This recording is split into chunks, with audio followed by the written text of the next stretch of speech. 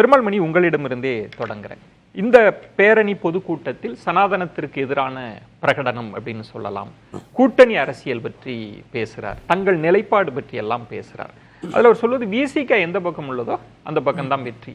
ஒரு காலத்தில் பாமக நிறுவனர் அப்படி பேசுவார், இன்றைக்கு திருமா அவர்கள் பேசியிருக்கிறார். இந்த பேச்சை எப்படி டீகோட் பண்றது? முதல்ல அது என்ன செய்தியை சொல்றார், யாருக்கு செய்தியை சொல்றார்? இல்லை, எனக்கு இப்படி ஒரு கேள்வியை நீங்க கேட்கறதுக்கே எனக்கு நான் நன்றி சொல்றேன்.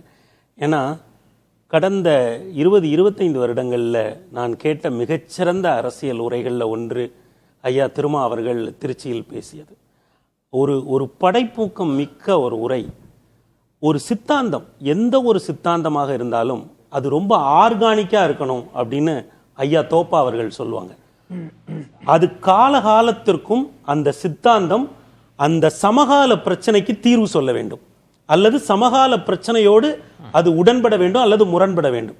அப்படி இருப்பதுதான் ஒரு சித்தாந்தத்தின் வலிமை அப்படின்னு ஐயா தோப்பா சொன்னது ஞாபகம் இருக்கு. அதை மனதில் வைத்து இந்த உரையை கேட்கிற பொழுது அம்பேத்கரியத்தை ஐயா திருமாவளவன் அவர்கள் இன்றைக்கு சமகாலத்தில் இருக்கக்கூடிய கூட்டணி அரசியல் முதற்கொண்டு சனாதன அரசியல் வரை அவர் எவ்வளவு கூர்மையாக அந்த உரைக்குள் வைத்தார் அப்படிங்கிறது. அந்த உரையை இதுவரை ஒரு 5-6 முறை நான் திரும்ப கேட்டிருப்பேன். அது அப்படி ஒரு போதை தரக்கூடிய, ஒரு அறிவு போதை தரக்கூடிய ஒரு உரையாக இருக்கிறது. ஒரு இடத்துல அவர் சொல்றாரு, குறிப்பாக அந்த உடை அரசியலை பத்தி பேசுகிறார். காந்தி என்ன உடை போட்டார், அம்பேத்கர் என்ன உடை போட்டார், நான் ஏன் உங்களெல்லாம் இன்னைக்கு கோட்டு சூட்டோட வர சொன்னேன் அப்படின்னு சொல்றாரு. அந்த மேடையில எல்லாருமே கோட்டு சூட்டு போட்டு, ஒரு ப்ளூ கோட் ப்ளூ பேண்ட் போட்டு, ஒரு வெள்ளை கலர் சட்டை போட்டு, ஒரு சிவப்பு டை கட்டி அவங்க இருக்கிறாங்க. அப்போ நான் ஏன் வர சொன்னேன் அப்படின்ற இடத்துல ரொம்ப உணர்ச்சி வசப்பட்டு ஒரு இடத்துல அவர் சொல்றாரு, ஆடு மேய்க்கிறவர்கள், கட்டிட வேலைக்கு செல்பவர்கள், ஆட்டோ ஓட்டுகிறவர்கள், நீங்கெல்லாம் கோட்டு போட்டு நடக்கிறத நான் என் கண்ணால பார்க்கணும், அதற்காக வர சொன்னேன். அதற்கு பிறகு ஒன்று சொல்லுகிறார், என்னன்னா ஆடு மாடு கோழி வெட்டுவதற்கான தடை சட்டம் வந்த பொழுது நாங்க அதை எதிர்த்து போனோம். எங்க குலதெய்வ கோயில்கள்ல அவருடைய குலதெய்வமாக மாயவனை குறிப்பிட்டு, எங்க குலதெய்வ கோயில்ல ஆடு மாடு வெட்டக்கூடாதுன்னு சொல்றீங்க அப்படின்னா எங்களை சிறு தெய்வத்திலிருந்து பெருந்தெய்வத்துக்குள்ள தள்ளுறீங்களா? அந்த இடத்துலதான் அவர் அதை எங்க 2001 நடந்த அந்த பிரச்சனைய சமகால பிரச்சனையோட வந்து எப்படி பின்றாருன்னா, அப்ப எங்களை சனாதனத்துக்குள்ள தள்ளுறீங்களா அப்படின்னு சொல்லி கேட்டுட்டு பாஜக அதுல ரொம்ப முக்கியமான இடமா நான் கவனிக்கிறது, அவர் சொல்கிறார், அவர்கள் அம்பேத்கரை கொண்டாடுவார்கள், அம்பேத்கருக்கு சிலை வைப்பார்கள், அம்பேத்கருக்காக நிறைய விழா எடுப்பார்கள், ஆனால் அம்பேத்கர் எழுதிய அரசியல் சாசனத்தை மட்டும் தூக்கி குப்பையில். இந்த இடம் ரொம்ப முக்கியமான இடம். நீங்க சொன்ன விஷயத்தில் அம்பேத்கரியம் பேசுவது, சனாதன எதிர்ப்பு பேசுவது, தொடர்ந்து அவர் களத்தில் இருந்து பேசிட்டு இருக்கார். அவர் அதுல சொல்லுவது வந்து இந்த எதிர்ப்பு, இந்த சித்தாந்த தெளிவுதான் விசிகாவை இன்னும் உறுதியத்தன்மை உயிர்ப்போட வச்சிருக்கின்றது. உண்மை. ஆனா அதற்குள் நிறைய பகுதிகள் இருக்கு. 2026 சட்டமன்ற தேர்தலை ஒட்டியும் சில புள்ளிகளை வச்சிருக்கிறார்ல, அந்த இடம் தான் விசிகா எந்த பக்கம் இருக்கோ அந்த பக்கம் தான் வெற்றி இருக்கும். எங்களை ஒதுக்க நினைக்கிறீங்களா, அந்த இடம் தான் அரசியலின் மையமா இருக்கும். எந்த நேரத்தில் என்ன செய்யணும்னு எனக்கு தெரியும். நான் இடங்கள் பற்றி எல்லாம் நான் பேசிக்கிறேன். இந்த போர்ஷனை மட்டும் எப்படி, ஏன்னா இது 26 தொடர்பு. ஆமா, அவர் அதை ரொம்ப அழகா வந்து பண்றாரு. என்னன்னா, முதல்ல வந்து அவர் மீது தொலைக்காட்சிகள்ல யூடியூப்கள்ல வைக்கப்படுகிற விமர்சனங்களையும் உள்வாங்கி நிறைய பேர் வெவ்வேறு கருத்துக்களை சொல்கிறார்கள். ஆனால் நான் 35 ஆண்டு காலமாக இந்த களத்துல நான் நிற்கிறேன். 10 வருடம் தேர்தல் அரசியலுக்கு வெளியே நின்றேன், 25 வருடங்களாக தேர்தல் அரசியலுக்கு உள்ளே நிற்கிறேன்.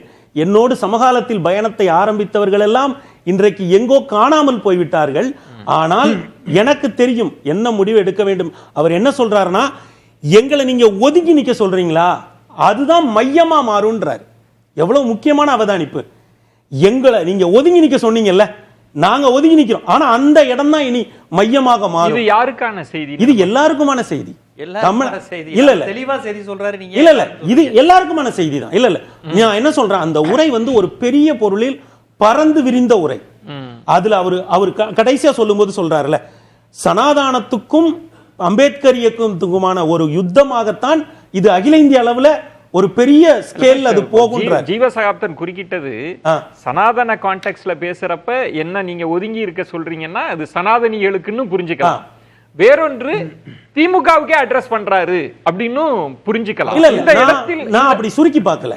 இந்த இடத்துல 2026 சட்டமன்ற தேர்தலை ஒட்டி இந்த பேச்சில் சில புள்ளிகள் இருக்குன்னா அவர் என்ன சொல்றாருன்னா, நாங்க முதலமைச்சர் பதவியை பத்தியே கவலைப்படல, துணை முதலமைச்சர் பதவியை பற்றியே கவலைப்படல, அதெல்லாம் எங்களுக்கு ஒரு இடத்துல அவர் சொல்றாரு, திமுகவோடு எத்தனை இடங்களை எதற்காக திமுகவோட இருக்கோம்னா இது ஒரு கொள்கை சண்டை, ஒரு கொள்கை கூட்டணிக்காக நாங்க திமுகவோட இருக்கோம், அதை தெளிவுபடுத்துறாரு.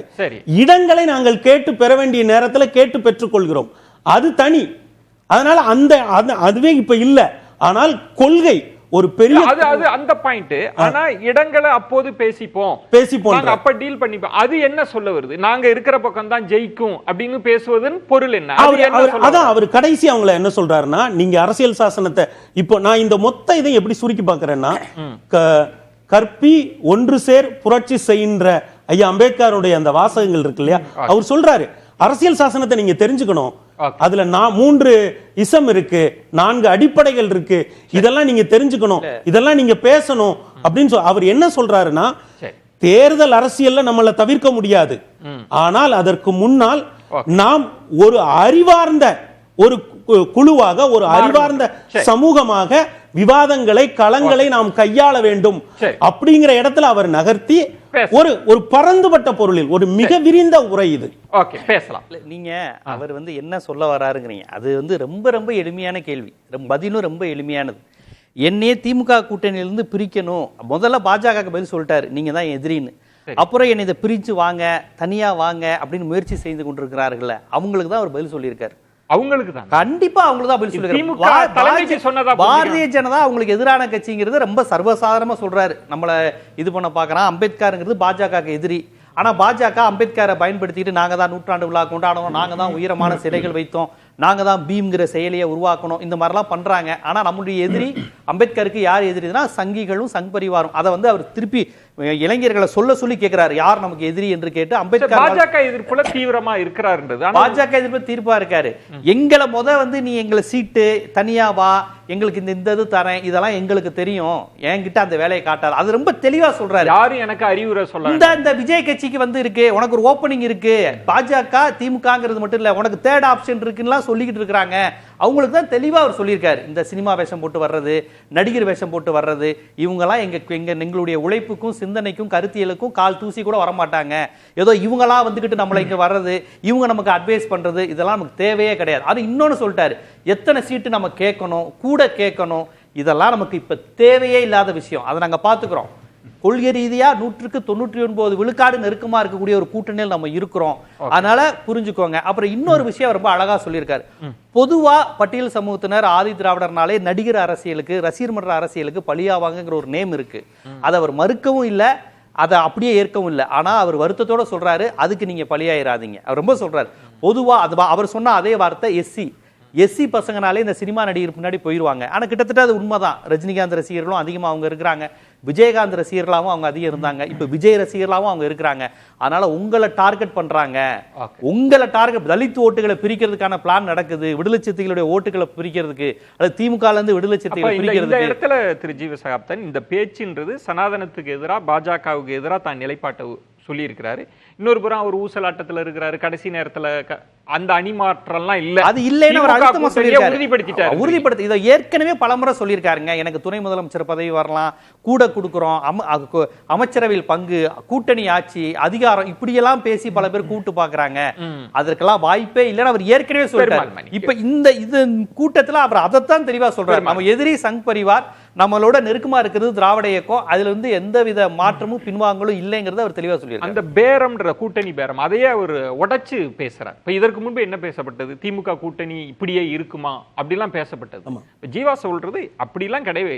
ஒன்று சனாதன எதிர்ப்பு, இன்னொன்று திமுக கூட்டணியில் நாங்கள் எப்படி உறுதியோடு இருக்கிறோம், எங்களுக்கு இடங்கள் முக்கியம் இல்லை அப்படின்னு தான் நீங்க பொருள் கொள்ளணும்ன்றதை எடுத்துக்கலாமா? இல்ல, அவர் இடங்கள் முக்கியம் இல்லைன்னு சொல்லல, அதை நாங்க வேற ஒரு தளத்தில் பேச வேண்டிய இடத்துல பேசிக்கொள்வோம். ஆனால் எனக்கு இந்த உரையில ரொம்ப முக்கியமானது என்னன்னா, ஒரு நடிகர்கள் வருகிறார்கள் இந்த வாக்குகளை குறிவைத்து அப்படிங்கிற இடம் என்னன்னா, பொதுவாக ஒரு பார்வை இருந்ததுல, ஒரு மூன்றாவதாக ஒரு நடிகர் வருகிறார் அந்த இடத்துக்குள்ள. ஆனால் இவர் இந்த உரையில அவர் உறுதிபட என்ன சொல்கிறார் என்றால், சித்தாந்த தளத்தில், அரசியல் தளத்தில் பாஜகவை அல்லது சனாதனிகளை, சங்பரிவார சக்திகளை நாம் எதிர்க்க வேண்டிய தேவை இருக்கிற காரணத்தினால் நாம் திமுகவில் இருக்கிறோம். ஆனால் இதுல ரொம்ப முக்கியமான ஒரு செய்தி இருக்கு. அப்ப திமுக கூட்டணியை உறுதிப்படுத்துறாரு. ஆனா அதுல இன்னொரு முக்கியமான ஒரு விஷயம் இருக்கு. என்னன்னா, திமுக கூட்டணியில் இன்றைக்கு திருமா எடுக்கிற இந்த இந்துத்துவ எதிர்ப்பு இருக்குல்ல, அதை திமுக கூட எடுக்க முடியாது. அதுதான் ரொம்ப முக்கியமான. என்ன சிக்கல் இருக்குன்னா அதுதான் முக்கியமான விஷயம். என்னன்னா, இன்றைக்கு தோழர்கள் இந்த அளவுக்கு அவர்கள் மதவாத அரசியலை எதிர்த்து அவர்கள் பேசுவதில்லை. எந்த தோழர்? இடதுசாரி தோழர்கள். ஆனால் இதுல ஒரு விஷயம் இருக்கு. இருங்க, ரெண்டு திரு பெருமாள்மணி இதற்கு முன்பு என்ன சொன்னாங்கன்னா, திமுக அதிதீவிர இந்துத்துவ எதிர்ப்பு எடுக்குது, காங்கிரஸ் எடுக்காது, அதனால இந்த கூட்டணி உடையும்னாங்க. இப்ப என்ன மாத்தி சொல்றீங்கன்னா, விசிக எடுக்குது, திமுக எடுக்காது, அதனால இந்த கூட்டணி கலகலத்து. இல்ல கலகலக்கும் நான் சொல்லல. இல்ல ஜீவா, இன்னைக்கு நம்ம ரெண்டு பேரும் ஒரே டீம் தான் ஜீவா. ஜீவா இல்ல ஜீவா, வேற வேற காரணங்கள் இல்ல ஜீவா. நம்ம ரெண்டு பாயிண்ட் என்னன்னா, இல்ல பெருமாள்மணி இல்ல, இப்ப நான் ஒரு கேள்வி இல்ல ஒரு இடம் இதுகாலும் என்ன சொல்லப்பட்டு வந்ததுன்னா, இந்த திமுக கூட்டணி இப்படியே 2026ல இருக்காதுங்க. பலருமே குறிவைத்து பேசியது. யாராவது ஒருத்தர் திமுக கூட்டணியில ஒரு கட்சி விலகும்னா விசிகாவை சொல்லிடுவாங்க, திருமாவளவன் தாங்க அவரு அப்படின்லாம் சொல்லிடுவாங்க. ஆனா அவர் மீண்டும் உறுதிப்படுத்தி இருக்கிறார், இதுதான் எங்க நிலைப்பாடு, எங்களுக்கு பதவி எல்லாம் தேவை இல்லை அப்படின்றப்ப நீங்கள் முன்பு வைத்த கருத்தை அடிபடுது இல்ல. நான் முன்பு வைத்த கருத்தை எங்க அடிபடுது என்னன்னா, அதுல நான் என்ன நினைச்சேன்னா, ஒருவேளை ஏனென்றால் எனக்கு வட மாவட்டங்கள்ல திமுக வெற்றியை நான் ரெண்டா பாக்குறேன். ஒன்று திருவள்ளூர், காஞ்சிபுரம், சென்னையில் அவர்களுக்கு கிடைத்த வெற்றி, ஏன் வேலூர், கடலூர், விழுப்புரம், இன்னும் தருமபுரி அவங்களுக்கு கிடைக்கவே இல்லை, சேலம், கள்ளக்குறிச்சி போன்ற மாவட்டங்கள்ல கிடைக்கல அப்படிங்கிற பார்வையில இருந்து ஒருவேளை கூட்டணியில ரீஅலைன்மெண்ட் வருமோன்னு நான் நினைச்சேன். ஆனால் இன்றைக்கு நான் முதல்ல சொல்ல வந்த ஒரு கருத்தை மட்டும் சொல்லிடுறேன். பாரதிய ஜனதா கட்சியை அதோட கோர் அஜெண்டா இருக்குல்ல, இந்துத்துவாங்கிற அந்த இடத்தில இருந்து திமுக கூட்டணியிலேயே மிக தீவிரமாக எதிர்க்கிற ஒரு உரை இந்த உரை தான்.